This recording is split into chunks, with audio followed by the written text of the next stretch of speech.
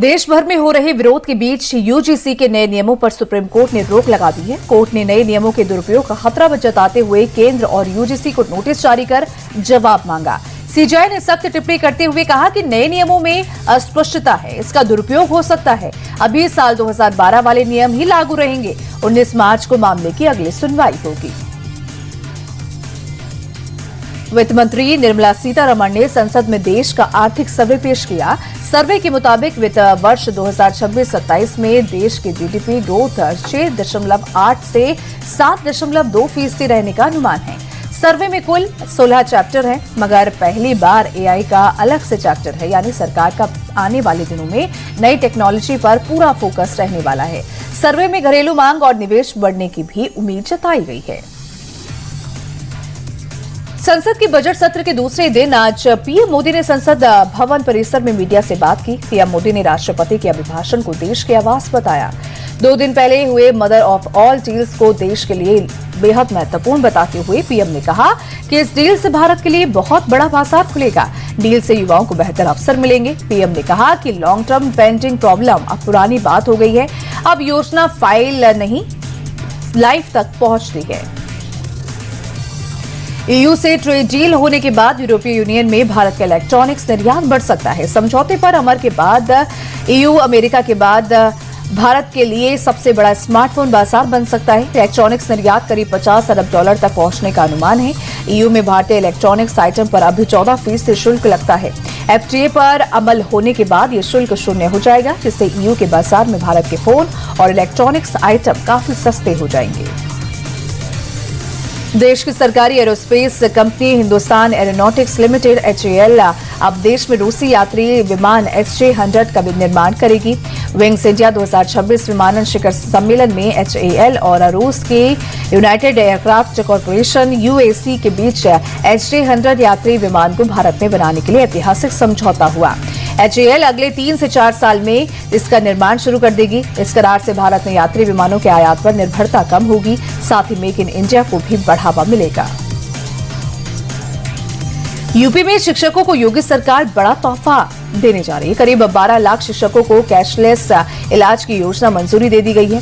ये नियम बेसिक शिक्षा परिषद के स्कूलों में भी लागू होगा और इतना ही नहीं, शिक्षा मित्रों से लेकर अंशकालिक शिक्षकों और प्रधानमंत्री पोषण योजना के रसोइयों और उनके आश्रित परिवार के सदस्यों को भी सरकार कैशलेस इलाज की सुविधा मिलेगी। सीएम योगी आदित्यनाथ की अध्यक्षता में आज हुई कैबिनेट की बैठक में इस पर मोहर लग गई। इससे सरकारी खजाने पर 358.61 करोड़ का बोझ पड़ेगा। महाराष्ट्र के डिप्टी सीएम अजित पवार पंचतत्व में विलीन हो गए हैं। बारामती के विद्या प्रतिष्ठान ग्राउंड में दोपहर करीब 12 बजे बड़े बेटे पार्थ पवार ने पिता को मुखाग्नि दी। केंद्रीय गृह मंत्री अमित शाह भी अंतिम संस्कार में मौजूद रहे। महाराष्ट्र के मुख्यमंत्री देवेंद्र फडणवीस, डिप्टी सीएम एकनाथ शिंदे की मौजूदगी में पूरे राजकीय सम्मान के साथ अजित दादा को अंतिम विदाई दी गई। महाराष्ट्र के दिग्गज नेताओं के साथ साथ पूरे बारामती ने अपने नेता को नम आंखों से विदाई दी। अजित पवार का निजी जीवन हमेशा उनके परिवार के इर्द गिर्द रहा। उनकी पत्नी और राज्यसभा सदस्य सुनेत्रा पवार अक्सर चुनावी रैलियों और सामाजिक कार्यों में उनके साथ रहती थी। उनके बड़े बेटे पार्थ पवार राजनीति में सक्रिय हैं और लोकसभा चुनाव भी लड़ चुके हैं। छोटे बेटे जय पवार राजनीति से दूर हैं। पिता के देहांत के बाद अजित पवार के चाचा शरद पवार ही पिता तुल्य और राजनीतिक गुरु बने। हालांकि बाद के वर्षों में उनके बीच राजनीतिक दूरियां भी आई। उनकी चचेरी बहन सांसद सुप्रिया सुले के साथ भी उनके रिश्ते उतार चढ़ाव के बावजूद गहरे थे। बारामती विमान हादसे में अजित पवार के पीएसओ विदीप जाधव की भी जान चली गई। सतारा स्थित उनके पैतृक गांव में राजकीय सम्मान के साथ अंतिम संस्कार किया गया। हादसे के वक्त विदीप जाधव अजित पवार के साथ प्लेन में सवार थे। विदीप जाधव 2009 से मुंबई पुलिस में सेवारत थे और सालों से अजित पवार के साथ साई की तरह रहते थे। उनके निधन को न सिर्फ परिवार बल्कि पड़ोसी भी बड़ा नुकसान मान रहे हैं। चंडीगढ़ मेयर चुनाव में बीजेपी ने बाजी मार ली है। बीजेपी के सौरभ जोशी चंडीगढ़ के नए मेयर बने। उनके पक्ष में 18 और आम आदमी पार्टी के पक्ष में 11 वोट पड़े, तो वहीं कांग्रेस को महज 7 वोट मिले। जीत के लिए जादुई आंकड़ा 19 वोट का था, लेकिन बीजेपी, कांग्रेस और आप ने अलग अलग चुनाव लड़ा, जिससे मुकाबला त्रिकोणीय हो गया। सबसे ज्यादा 18 वोट मिलने के आधार पर सौरभ जोशी को बीजेपी ने आज विजेता घोषित किया। वहीं बीजेपी ने डिप्टी मेयर और सीनियर डिप्टी मेयर के पद पर भी कब्जा किया है। कर्नाटक के मुख्यमंत्री सिद्धरामैया और उनके परिवार को मोटा स्कैम केस में कोर्ट से बड़ी राहत मिली है। बेंगलुरु की जनप्रतिनिधियों की स्पेशल कोर्ट ने लोकायुक्त की बी रिपोर्ट को स्वीकार करते हुए क्लीन चिट दे दी है। कोर्ट ने साफ कहा है कि सीएम और 3 अन्य आरोपियों के खिलाफ जांच जारी रखने के लिए कोई सबूत नहीं है, लिहाजा मांग को खारिज किया जाता है। आपको बता दें कि अर्जी में लोकायुक्त की एक लोसर रिपोर्ट को चुनौती देते हुए उसे अस्वीकार करने की मांग की गई थी। छत्तीसगढ़ में शांति और सुरक्षा बनाए रखने के लिए रजत जयंती पदक का अनावरण किया गया। मुख्यमंत्री विष्णुदेव साय ने पुलिस मुख्यालय में पदक का विमोचन किया। इस दौरान सीएम साय ने कहा कि ये पदक नक्सल विरोधी अभियानों में पुलिस बल के पराक्रम की अमिट पहचान बनेगा। साथ ही सीएम ने कहा कि पदक छत्तीसगढ़ की माटी संस्कृति और परंपराओं से गहराई से जुड़ा हुआ है। पदक गोल आकार का है और चांदी के रंग का होगा।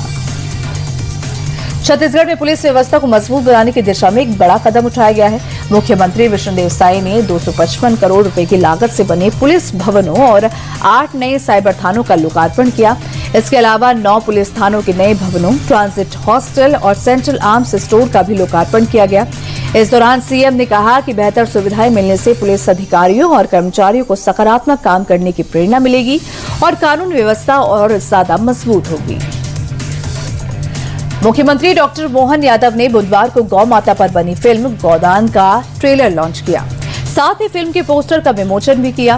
फिल्म 6 फरवरी को रिलीज होगी। इस दौरान सीएम ने कहा कि फिल्म भारतीय संस्कृति में गौ माता के महत्व को दिखाती है।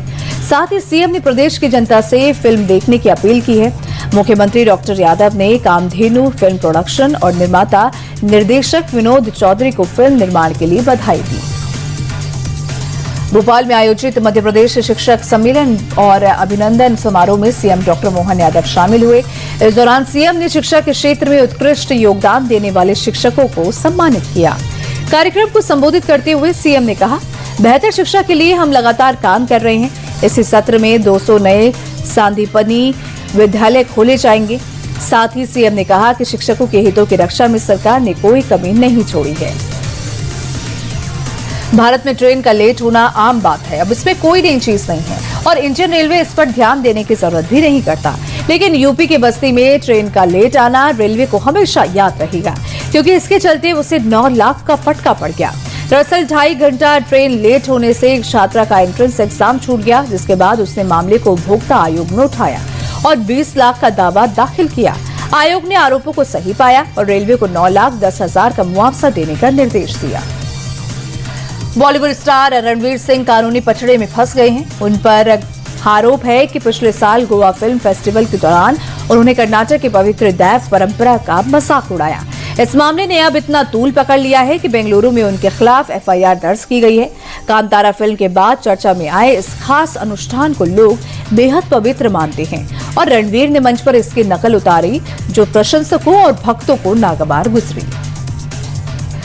अमेरिका के टेक्सास में नए H-1B वीजा जारी करने पर रोक लगा दी गई है। गवर्नर ने अगले साल मई तक H-1B कैटेगरी के वीजा जारी नहीं करने के आदेश दिए हैं। पहले फेज में टेक्सास से सभी सरकारी दफ्तरों और यूनिवर्सिटी में रोक लगेगी।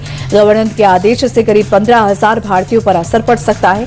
टेक्सास वर्कफोर्स कमीशन से सभी H-1B वीजा होल्डर्स की संख्या, जॉब रोल, मूल देश और वीजा एक्सपायरी के बारे में 27 मार्च तक डेटा रिपोर्ट मांगी गई है।